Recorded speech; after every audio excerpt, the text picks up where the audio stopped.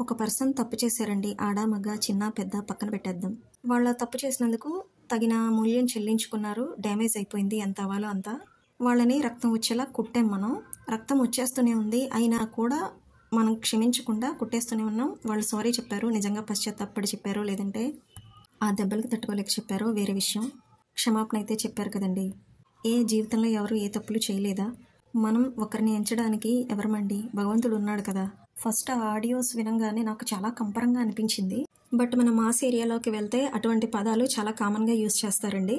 వాటిని నేను సమర్థించట్లేదు. హత్యలు, మానభంగాలు చేసిన వాళ్ళకు కూడా రాష్ట్రపతి క్షమాభిక్ష పెట్టుకుంటే క్షమాభిక్ష పెట్టిన సందర్భాలు ఉన్నాయండి. వాటికంటే ఇది పెద్దది కాదు కదా. మనకి ఇంకా చాలా సమస్యలు ఉన్నాయి కదా రాష్ట్రంలో, దేశంలో. రెగ్యులర్గా సోషల్ రెస్పాన్సిబిలిటీని దృష్టిలో పెట్టుకుని వీడియోస్ చేయడం వేరు. కేవలం వ్యూస్ కోసం మాత్రమే వీడియోస్ చేయడం చాలా తప్పండి. అలా చేయాలనుకుంటే నేను ఎప్పుడూ చేసేదాన్ని. దీని కింద #, కూడా చూడండి. వాళ్ళ నేమ్ మెన్షన్ చేయలేదు నేను ఎక్కడ. బట్ చెప్పాలని అనిపించింది నాకు ఈ విషయం. శిక్షించడం తప్పు కాదండి, హింసించడం తప్పు. ఒకళ్ళని తప్పు పట్టేంత గొప్ప వాళ్ళు ఎవరూ లేరండి. పైన ఒక పరమాత్ముడు ఉన్నాడు. ఆయనే అంతా చూసుకుంటాడు. మీకు అర్థమైందని అనుకుంటున్నాను.